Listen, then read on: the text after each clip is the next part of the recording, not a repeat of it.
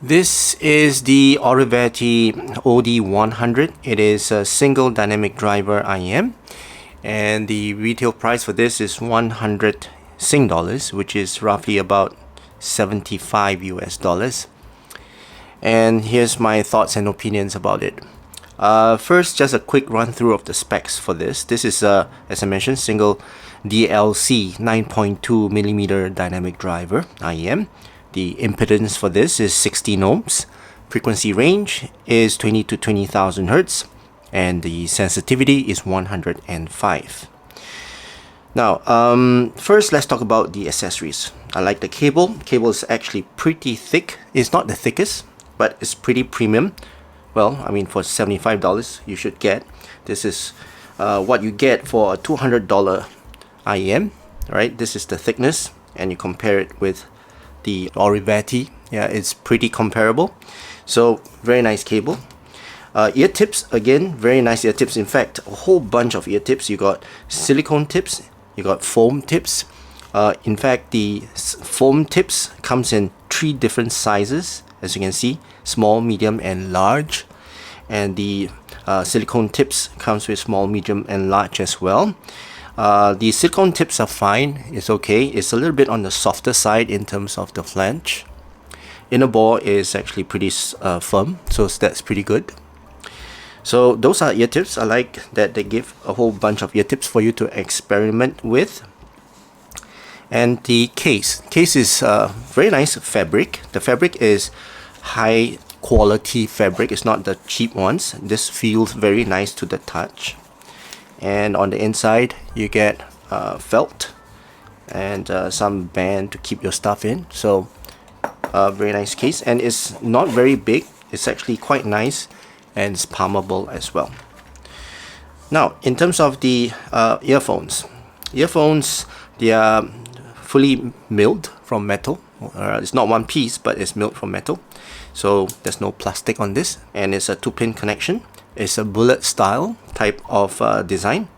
Design wise, very industrious looking, and looks okay, looks nice, and overall, yeah, quite pleasing when you look at it, and very high end as well. In terms of fit and comfort, these are bullet style, but it's on an ear hook. So when I wear this, I mean, the fit is alright, but when I wear this, it goes in at a very odd angle, and because of that, the ear hooks are trying to tug the IM out from my ear. But then again, this is just my ears, so in terms of fit, not really fitting my ear. But in terms of comfort, they are pretty comfortable once it goes into my ear. And if I don't hook the ear hooks over my ear, then they are very comfortable, but then it looks odd. Right, so that's for the fit and comfort. Now let's talk about the sound. First, drivability. These are very easy to drive. I listen to this at about 30% volume, so no issues driving this. You can even drive this with your phone, no problem. In terms of gear matching, I would say warm sounding gear. Anything that is fun and rounded. Things like the Sonys, iPods, they play very well with this. Next, let's talk about tone and timbre. It's warm, is well, I would say bass, a bassy IM, but is mid-bassy IM, and the overall note weight is heavy, and it's more like a fun and casual type of tone and timbre. So yeah, for those of you who likes this type of warm and bassy and casual and fun type of IM or tone and timbre, this is one of them that will give you that kind of tone and timbre. So yeah, now in terms of technical performance, the soundstage is quite okay. It's not the widest, pretty average. It's got good depth as well. Layers are fine. The sound separation is alright. I would say they are quite distinct when it comes to sound separation. Detail retrieval is a little bit tough. I can't really pick up most of the details because of the bass. The bass is actually impeding into most of the instruments, so I can't really pick up the details on this. Overall resolution is alright, it's above average. So in terms of technical performance, I would say it's pretty good. It's not the best, but overall above average. Now let's talk about the sound signature. And in terms of the tuning for this, this has got a very familiar tuning for me. This sounds, in fact, before I even compare the graph, when I listened to this, it sounded like TRN's tuning. And when I look at the graph, and indeed, it is very similar to TRN's tuning. The sub bass is rolled off, mid bass is bloated, mids are recessed, and the treble is, well, I would say bright and energetic. So in general, this is the type of tuning that you will get if you were to get this IEM. The bass is, sub bass is rolled off. It's not a very extended sub bass, but it's present. It's, well, pretty harmonious, I would say. But the tone and timbre of it is actually pretty warm and heavy as well. In terms of the mid bass is extended and, well, I would say bloated, and it's a warm and bodied type of mid bass. It gives a lot of body to the track that you're listening to a point that it veils most of the mids as well.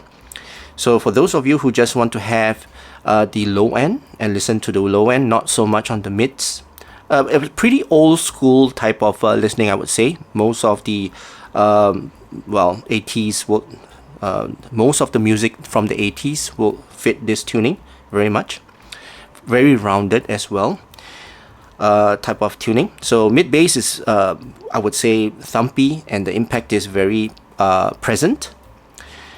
In terms of mids, they are recessed, and instruments, they have that very heavy note to it, and it's warm sounding as well. Details from this is a little bit on the lacking side, but if you were to listen to most of the bass, you won't focus on the details anyway. In terms of the vocals, male vocals, they sound really good on this, and authoritative and warm, has got a lot of body to their presence. Female vocals, they sound bright, energetic as well, and at the same time, a little bit harsh at times, depending on which female vocals you listen to. And overall, yeah, a very energetic female vocal. But one thing good is that it's not sibilant. So female vocals, they, even though they sound a little bit intense and spicy, but they don't hurt my ear, and I can listen to this for quite some time. Alright, let's talk about treble. Treble is, as mentioned, a little bit on the harsher side, especially around the 3K region, but it tames down a little bit, and it's got that spiciness, it's got that forwardness as well, but it's not so intense whereby, you know, it's unbearable. And the good thing is, it's not sibilant as well. It's bright, it's energetic, but at around about 5K region, 5 to 6K region, it dips down quite a bit to tame the sibilants. So the S and the T's, they are not as sharp. So when I listen to this, it's pretty alright. But it shoots back up at the air of the treble. So it's a pretty airy type of treble. And it gives cymbal strikes and like hi-hats a little bit more sizzle and more of the metallic type of response. So it doesn't sound quite natural, but it's quite pleasing as well. And it rolls off pretty alright, I would say. So listening to this, overall, this is a bassy, a mid-bassy type of listening experience with a little bit of brightness at the top. And this is actually suitable for, yeah, quite a bit of pop songs as well, I would say. Female vocals, male vocals, depends on what you like. I listen to a lot of EDMs on this. They sound thumpy, yeah. I don't need much to, you know, focus on the vocals anyway, so I just listen to EDMs. They're not really suitable for classical music because it bloats up the mids and the mid bass and makes it sounds a little bit unnatural. Orchestras would sound a little bit off, but yeah, it's more of a fun and casual type of listening. So it's actually suitable for those who don't really mind about the mid bass and just want to have that mid bass. this is the IM for you. And for that, I'll give my star rating of this Oriveti OD100 a 3 stars out of 5 stars. Right? So that's my overall thoughts and opinions about this Oriveti OD100. I hope you guys enjoyed watching this video, and if you did, please give this video a thumbs up, and also please don't forget to subscribe to my channel. I hope you guys have a great day ahead, and I'll see you again in my next video. Cheers.